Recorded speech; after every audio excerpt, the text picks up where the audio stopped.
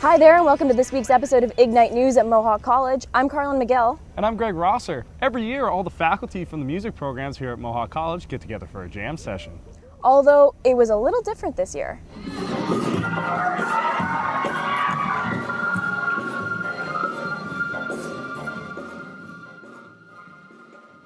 Mohawk's faculty jam sesh contained a little more rhythm than it has in previous years. More than just guitars, pianos, and other generic instruments were present at this event. Instruments like the saxophone and upright bass came into play. So this is a faculty recital that we have. It's made up of around 8 of our faculty that teach here at Mohawk, and they're all performers, world-class performers, performing. And it's a nice way to introduce our students to who's teaching them. I freelance, so I play with lots of different people, mostly jazz music, and mostly in the Toronto area, but I've traveled all over the world playing lots of different people. This year, for the first time, Mohawk's music students were invited to jam with their fellow teachers on stage, which gave the event a fresh feel. They do the faculty concert every year. This is the first time they've opened it up to a jam though, so it's kind of exciting. While most of Mohawk's music's faculty play a variety of different instruments and styles, this year's event was focused more on the jazz side. Here at Mohawk, music students have the opportunity to jam with their peers and profs on the McIntyre Theatre stage. Reporting for Ignite News, I'm Rebecca Anderson.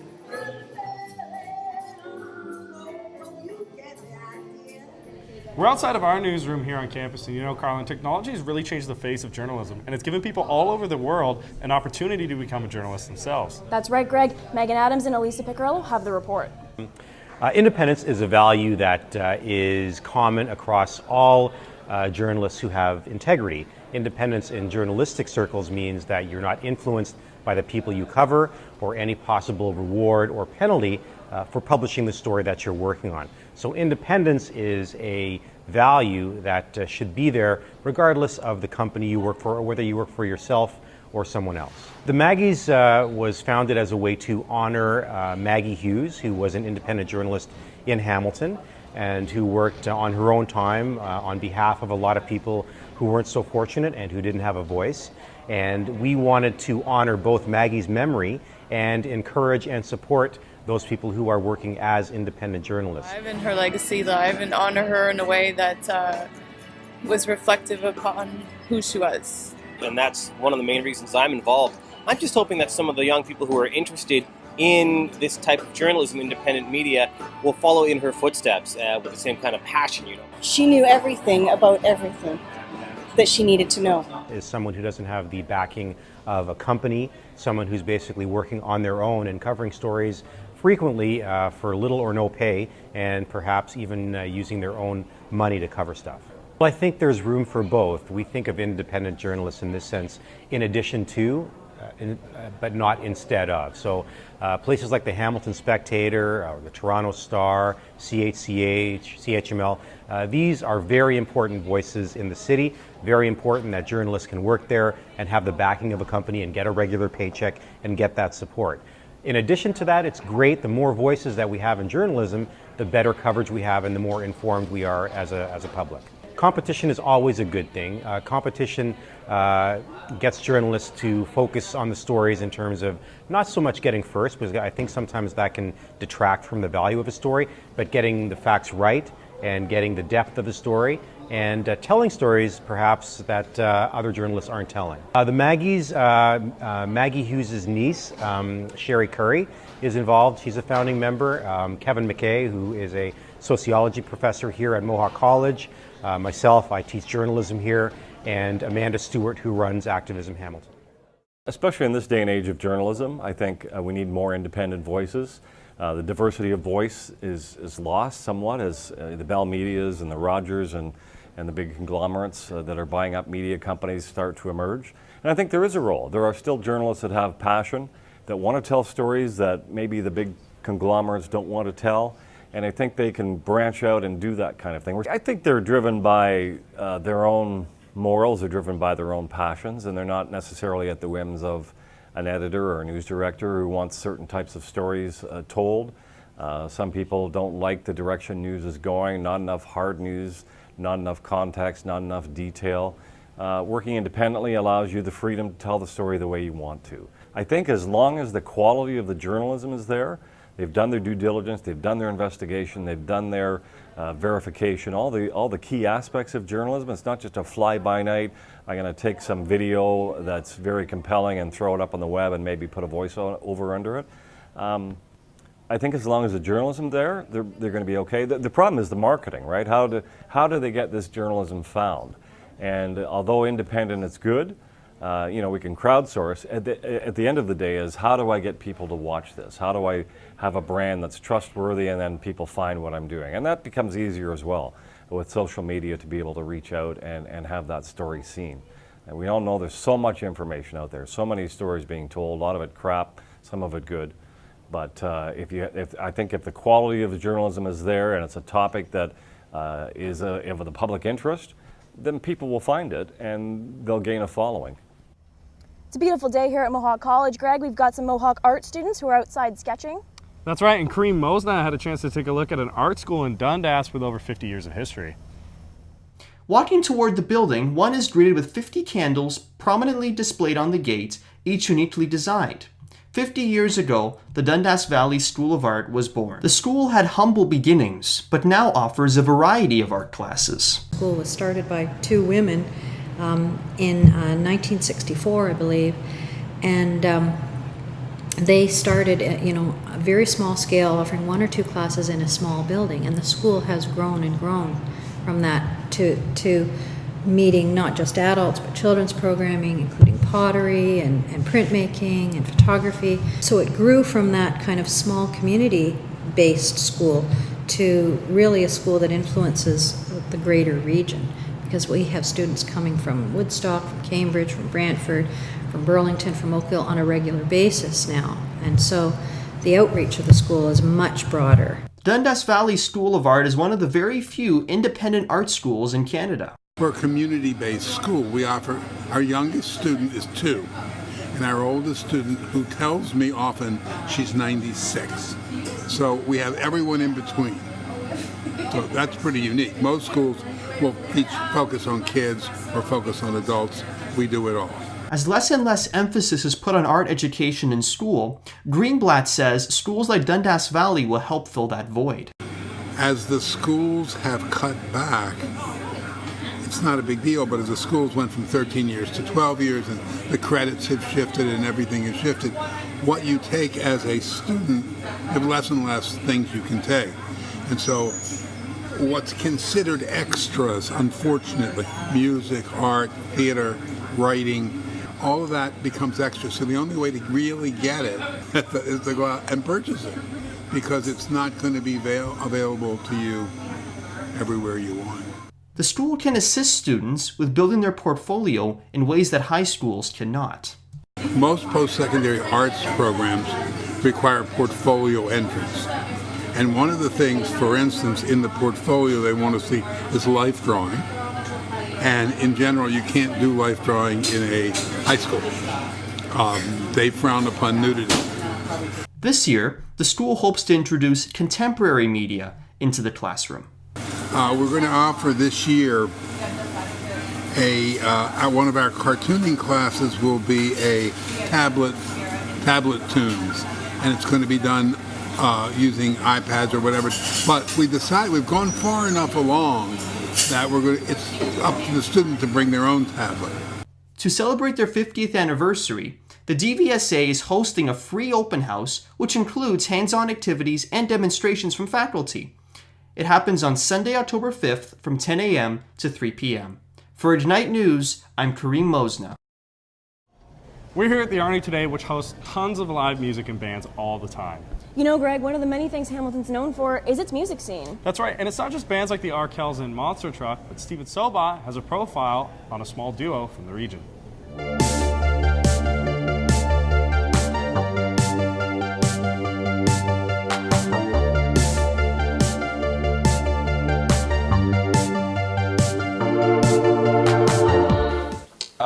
guess we started making music together when we lived together. So it was about 4 years ago. And then it started off pretty casual. I brought my synth and started making like just sounds. And then Kat is like vocally trained, so she just started singing. So it was like a pretty organic, unplanned start. And then after just jamming around for a while, we began to like write songs. We went through some various names, and then we debuted in like 2012 as Virence. Wasn't it? We actually had our first gig at our place.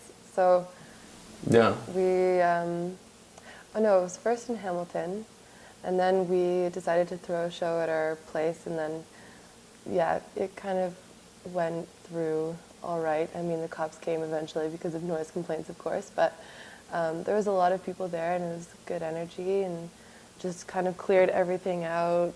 I've been making music probably since I was 13, so it's something I've always done. I guess various different kinds of music, but I guess I got into electronic music when I was like 16. I played in a couple bands in Hamilton. I've always been a singer. I guess I used to take vocal lessons. My mom kind of pushed me to do that because of her mom, which is my Oma. She sang for the war, and my mom was like, oh, like, you should go do singing lessons. So I did, and then just kept doing it. Not as much classically, but more so just randomly.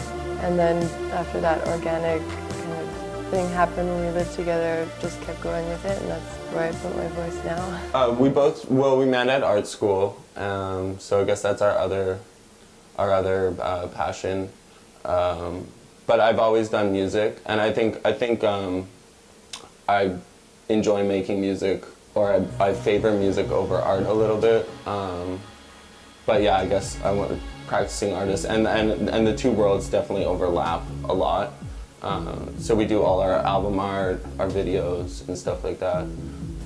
Which is funny, bridging the boundary between making art and doing music is, where do you put your time necessarily? Do you put your time into balancing shows and then also getting shows for your art practice, or how far do you want to take each dedicated interest? So it's been very interesting for me, especially. I think you have put your place over like music over art, but I'm still kind of trying to balance everything and get in everywhere.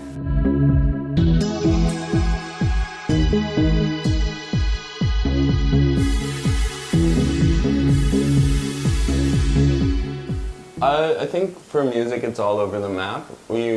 Our record label in Toronto, Death Records, it's kind of like it's not so much a label as it is like a collective. So there's a couple musicians, and we all overlap. We make music together, we work on videos together, so it's a collective, and we get a lot of inspiration from our friends and stuff, but there's a lot of great acts out right now. I think like for dark electronic music, a lot of bands we played with, like Lebanon, Hanover, Cellophane, stuff like that, is really motivating to us. Even Montreal has been very supportive. The people there, and also the talent that's there, is really, I think just anyone that you can kind of work with and get along with is just so good for fueling this energy that you can kind of just work with, and just things kind of go off from there. So the thing with Toronto especially is that it's very difficult to even like kind of get in with everyone being in a band or everyone being a DJ. So it's good to have a collective with like this like forming, energetic, group of people that can kind of keep that going.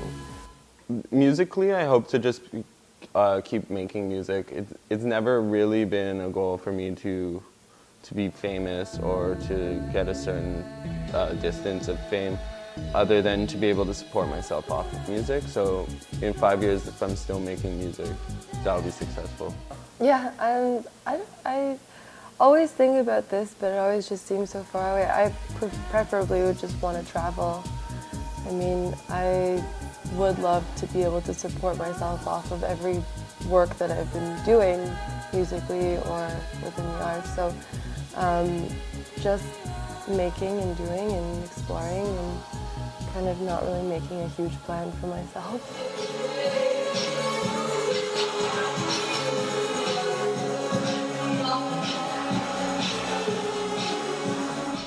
You know, Greg, the student population here at Mohawk is so diverse. People come from all over the world to study right here. That's right, Carla. And Steven Sobot had a chance to check out and share in some of that culture. Clap and end on your second foot. Smile, feel the beat, celebrate. These are some words of inspiration used when dancing Bhangra, a style of dance Amanja Desi and Social Inc. are trying to bring to Mohawk. Bhangra dance originated from the Punjabi region between Pakistan and India. Farmers would celebrate by dancing Bhangra when they had a good crop yield. Desi would like others to know the story behind it as well. To promote the culture itself, right? I mean, so we can kind of like get it out there and then just for people to have fun too, right? At the same time, because it's a dance, so you enjoy yourself while you're doing it. Desi has been dancing Bhangra for 6 years. He wants to create a lasting legacy at Mohawk. I just want to make sure it's something that's established for sure where I can pass it on to other students, right? And then let somebody take over and just be a part of the whole experience, right? Like at the school where you get to do something aside of just the actual homework. Desi and his friend Taran Singh held auditions to see what Mohawk has to offer. Singh is relatively new to Bhangra and wanted others to see what Bhangra is all about. We want everyone to come out and try out and see if they like it and see how it goes. Once they form the group, they hope to perform at other cultural dance events around Hamilton like Pangea. They also plan to dance during Mohawk's varsity sports halftime shows. Although it may seem intimidating, just about anyone can dance it. Reporting for Ignite News, I'm Steven Sobot. One of the most storied and influential RPGs ever created has just received a rehash. Steven Sobot has more. Thank Avo you're here! I thought we were going to die in this hellish place! We have to get to the Barrow Fields at the other end of Darkwood. You lead the way, we'll be right behind you. The sooner we put this forest behind us, the better. There are unnatural things out there. Making up new intellectual property can be hard work. Thinking up new plots, new settings, new conflicts, and new characters can be tiresome. Don't you wish you could just do the same thing you did 10 years ago and still make money off it? On that note, here's Fable Anniversary Edition, an HD remake of one of the most popular role-playing games on the original Xbox and PC, now available on Steam. Remaking older, once popular games has become a trend for game developers in recent years, but there are two ways they can do this. They could take their intellectual property and expand on it, creating something that references the previous game while still being its own thing. Games like Pokemon Heart Gold or Soul Silver, Silent Hill Shattered Memories, and GoldenEye 007 Reloaded are very similar to their predecessors, but add enough to make it unique in its own way. On the other hand, there are cases where the game developers take the original game, polish it up, and then repackage it. Age of Empires 2 HD, Halo Combat Evolved Anniversary, and Legend of Zelda Wind Waker HD are basically the same game they made years ago, bar a few menu and graphical upgrades. Fable Anniversary Edition fits in the latter category. The story is identical, the music and vocals are identical, and the gameplay is identical. The only changes that were made was a decent graphics upgrade and an improved menu system. For those who haven't played Fable before, Fable is an open-world RPG where you start as a starry-eyed kid whose family and village gets burned to the ground. You are saved by a mage who's the headmaster of a guild for training heroes, cleverly called the Heroes Guild. There you train to become a hero or a villain, depending on what choices you make. Before the original game was released, developers were quite vocal about the game heavily featuring a moral spectrum. Whenever you help people, you gain good points. Whenever you hurt or kill innocent people, you gain bad points. In reality, the spectrum boils down to either act like a normal person or act like a psychopath. For example, for a quest, there are a group of people being terrorized by a hive of wasps. You can either help them by killing the wasps, the good choice, or kill the wasps and then kill the people, the bad choice. They did fix some of these issues in the following Fables, but that brings up another question. Why did this game get redone? A year after its original release, developers released Fable of the Lost Chapters. It's essentially the same game, but they added a few new areas to explore, some new spells and equipment, and some new enemies. A remake already exists. The Anniversary Edition doesn't add anything other than a graphical upgrade, and even then, the game was stylized to look animated rather than realistic. If you look at both the games side by side, you'll see that, yeah, it does look better, But is it necessary? Maybe not. So if you're looking for a good RPG, Fable is one of the best on the market. But unless you're already a big fan of the game, you're better off saving your money on one of the originals, or better yet, one of the sequels. If you are already a fan of Fable, you'll find this game to be a decent, if forced, upgrade. Fable Anniversary Edition is available on Steam and Xbox 360 for $35. Hey Greg, did you know that once a week Mohawk actually hosts a movie night outside? I did. I was here just last week for X-Men Days of Future Past on the big screen. And if you aren't able to make the movie nights, Kyle Williamson has a review for you. Let me tell you this. If you want to hear your voice floating in the middle of a beautiful tapestry of frequencies, you're going to need a pop group. God Help the Girl is a British musical that tells of how three young, lonely souls become friends through their shared love of music.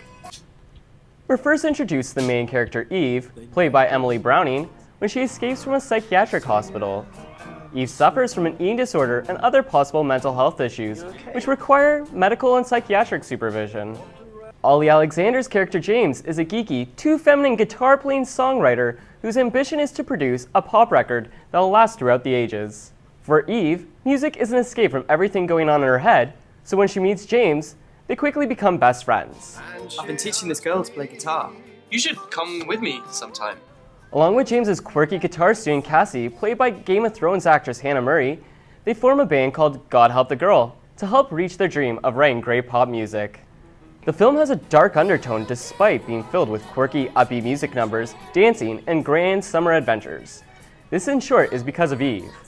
Eve's repeated struggle with mental health and poor life choices leaves you to wonder if the leading lady is more of an anti-hero. Browning does a believable job of portraying someone suffering from mental illness. You can see the terror between what she is doing and what's going on in her head. Much of this is expressed through her songs. This beauty has all the boys' attention, but wants to be famous for her music. Yet, she consistently uses her looks and charm to get things from men. James is the underappreciated best friend in this one-sided love. It's not a unique role. While you feel for the guy who puts Eve ahead of himself, you can't help but feel like you've seen this character before. Still, he's relatable. Many can identify with the hardships of caring for someone battling mental health issues, and Ollie Alexander does a respectable job of depicting unconditional love. I'm going to be in Eve's band, and you can either be in it or go back to posting up sad notices in sad cafes. Cassie is a disappointing character. Largely there for a comedic relief, her storyline seems underdeveloped.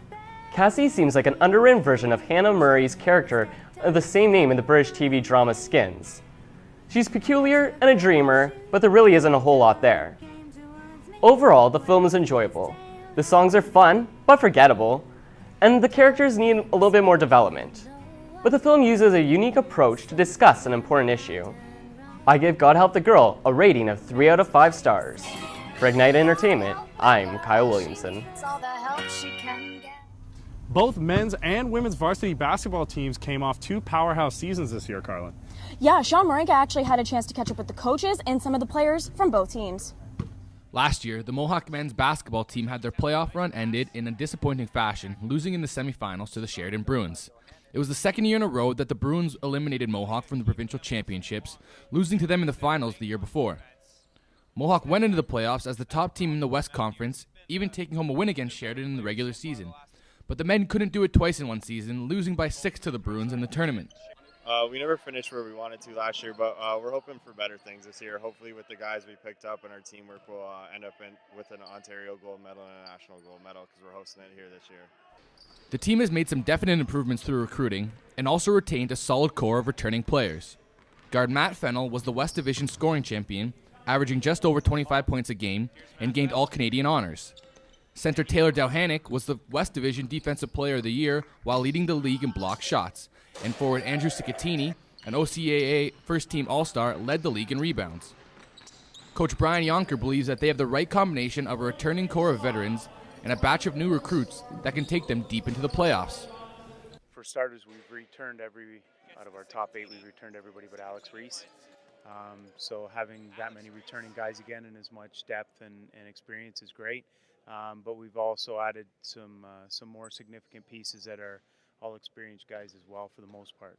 The new recruits are a solid group of Hamilton natives, including Kojo Afari, who transferred in from the Sioux College, and Matt Savell, who just finished up playing 4 years at the University of Toronto. Forward O.J. Watson, a McNabb High School product, returns from Southeastern Community College in Iowa to join the Mountaineers also. The team added some veteran OCAA talent in Yosef Malakandov, who played at Fanshawe before joining the Mountaineers. Yosef believes that the team has been getting ready to make a long run this year and has high expectations. Well, the teams that we're going to be playing and competing against are going to be the same as I've played against before, but with this new program and system that we have here, with the new recruits, we're definitely going to have a better system than anyone else in the OCAAs. A lot of commitment, a lot of heart, definitely championship worthy. The main thing that we want to do this year is win nationals, so that's going to be our goals. The team has bolstered their roster this offseason and are looking to get back to the success of 3 years ago when they took home a national championship. Only time will tell how this squad will perform, but the team definitely has the drive and talent to achieve their goals. On the women's side, the Lady Mountaineers are wasting no time preparing for the upcoming season. After falling short in the OCAA championship to the Algonquin Thunder, these ladies are determined to prove themselves this year. Coach Duffy explains that last year, other teams were caught off guard by how strong a team Mohawk had. I think last year we kind of snuck up on a few teams. They weren't expecting the pressure or the full court offense that we tried to run all game. So I know teams going to be a little bit more prepared, and we're going to have to be a little bit mentally tougher to make adjustments during the game. But overall, so far, we're off to a great start, and I'm really looking forward to the season. The girls are taking steps to prepare themselves not only physically, but also mentally. Fifth-year guard Rachel Abella says she is confident the team will do well this season. Her confidence reflects how well the girls, old and new, are working together. Their determination is what Abella believes will bring them to the OCAAs once again. All the rookies just come in and just step up and just work as hard as a veteran, so I really like that. And I like how we run the floor, and then we are always there for each other, and we just got to stay hungry. We're not satisfied as coming in second, because if you're not first, you're last, basically. Rookie Shannon O'Neill is excited to be playing for the Mountaineers this season. O'Neill is a Hamilton native. Not only did she attend St. Mary's and Highlands Secondary School, but she also played for the Hamilton Translate rep basketball team. I love it. I love the coaching staff. I love the girls on the team. It was good getting to know all the girls on the team and everything. They're a great group of girls, and just the practice and everything are I enjoy them. They're everything I like to do and everything. So I think we're going to be hard to beat because we're all aggressive and hardworking. The Mountaineers' home opener will take place in the Deep Arc on November 7th at 6 p.m. against Redeemer. For Ignite News, I'm Sean Maranka. That's all for this week's edition of Ignite News. I'm Greg Rosser. And I'm Carla McGill. Thanks for watching.